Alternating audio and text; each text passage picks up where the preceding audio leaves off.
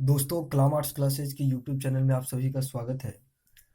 तो आज मैं Mithila university BA part one यानी कि हिस्ट्री ऑनर्स का पेपर वन का क्वेश्चन गेस करने जा रहा हूँ।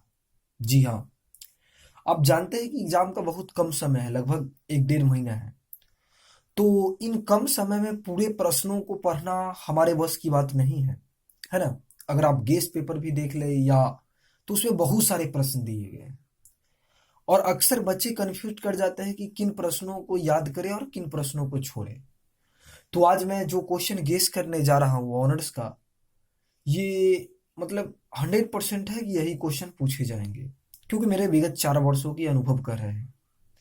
तो चलिए मैं प्रश्न बता रहा हूँ, इन प्रश्नों को ही आप एग्जाम में तैयार करके जाएंगे और यही प्रश्न आपसे पूछे भी जाएंगे। तो देखिए पहला क्या है। पहला BA part one history honours paper one का क्वेश्चन गेस कर रहा हूं। पहला प्रश्न है कि प्राचीन भारतीय इतिहास के अध्ययन के स्रोतों का वर्णन करें।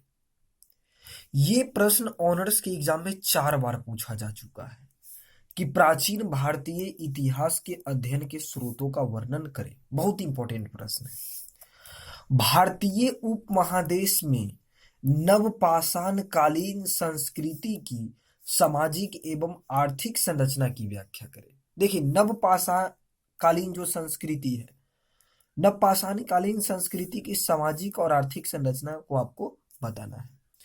तीसरा प्रश्न है कि सिंधु घाटी सभ्यता की नगर योजना की प्रमुख विशेषताओं का उल्लेख करें। मतलब सिंधु घाटी सभ्यता की नगर योजना की प्रमुख विशेषताओं का उल्लेख करें। तो हड़प्पा सभ्यता का नगर योजना कैसा था, इसके बारे में आपको बताना है। चौथा प्रश्न है कि सिंधु घाटी सभ्यता के सामाजिक, आर्थिक एवं धार्मिक दशा का उल्लेख करें।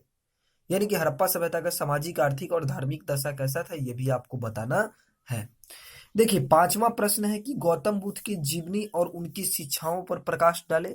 पांचवा प्रश्न आपसे पूछा जाता है कि गौतम बुद्ध की जीवनी और उसके शिक्षाओं पर प्रकाश डाले। तो पांचवा प्रश्न गौतम बुद्ध की जीवनी और उसकी शिक्षाओं पर प्रकाश डाले। छठा प्रश्न है कि महावीर स्वामी की जीवनी और उनकी शिक्षाओं पर प्रकाश डाले। देखिए, गौतम बुद्ध की जीवनी और शिक्षा भी आपसे पूछा जाता है, या अगर गौतम बुद्ध की जीवनी और शिक्षा ना पूछा जाए तो आपसे महावीर स्वामी का जीवनी और शिक्षा फिक्स है कि पूछा जाता है। इन दोनों में से एक प्रश्न फिक्स्ड है। सातवां, ऋग वैदिक सभ्यता की प्रमुख विशेषताओं का वर्णन करें। आपको ऋग वैदिक काल की सभ्यता की प्रमुख विशेषता पढ़ना है। आपको ऋग वैदिक काल की भी सामाजिक, धार्मिक, आर्थिक स्थिति पढ़ लीजिएगा और उत्तर वैदिक काल के सामाजिक राजनीतिक जीवन का वर्णन करना है। और उत्तर वैदिक काल के सामाजिक राजनीतिक जीवन का वर्णन करना है। तो आप ऋग वैदिक काल को भी अच्छा से पढ़ लीजिएगा और उत्तर वैदिक काल को भी। नौवां प्रश्न है कि अशोक के धर्म का मूल्यांकन करें। देखिए, अशोक के धर्म का मूल्यांकन कीजिए, है ना। 10वां प्रश्न है कनिष्क प्रथम के जीवनी एवं उपलब्धियों का वर्णन करें। कनिष्क जो कुषाण वंश का था, है ना, कुषाण वंश का था। कुषाण वंश के संस्थापक कुजुल कटफिशस थे। तो कनिष्क के जीवनी और उपलब्धि का वर्णन करना है। प्रश्न 11 है चंद्रगुप्त द्वितीय विक्रमादित्य की उपलब्धियों का मूल्यांकन करिए। गुप्त काल का था। मगध साम्राज्य के उत्थान या उदय को रेखांकित करें कि मगध साम्राज्य का उदय क्यों हुआ।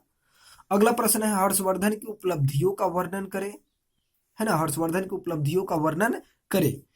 प्रश्न 14 है कि मौर्य साम्राज्य के पतन के कारणों को लिखिए। देखिए, मौर्य साम्राज्य का पतन क्यों हुआ, उसका कारण बताना है।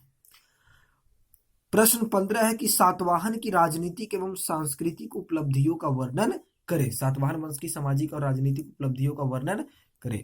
तो फ्रेंड्स, इन प्रश्नों को आप पूरा तैयार कर लेंगे और यही प्रश्न आपसे एग्जाम में मतलब पूछे जाएंगे।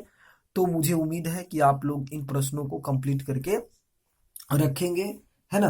अगर इन प्रश्नों का आपको पीडीएफ नोट्स चाहिए या जो भी चाहिए, आप कमेंट बॉक्स में नीचे जाके कर सकते हैं। मैं इन प्रश्नों को सोल्व भी करूंगा। आप चिंता मत ले, जब तक मैं आपके साथ हूँ आपकी ऑनर्स पेपर बहुत बेहतर ही जाएगी, है ना। तो जो प्रश्न मैं आपको बता चुका हूँ उन प्रश्नों को तब तक फिलहाल आप तैयार करते रहे। इन प्रश्नों को आप गेस पेपर से ही तैयार कर ले या बुक से तैयार कर ले, जहां से तैयार करें, मगर आपको इन प्रश्नों को ही देखना है। इन प्रश्नों को आप कॉपी में लिख ले, यही महत्वपूर्ण प्रश्न आएंगे एग्जाम में, है ना। तो इन्हीं प्रश्नों को तैयार करें। फिलहाल आप इन प्रश्नों को किसी भी कीमत में तैयार कर ले, आपका एक प्रश्न भी नहीं छूटेगा। जी धन्यवाद।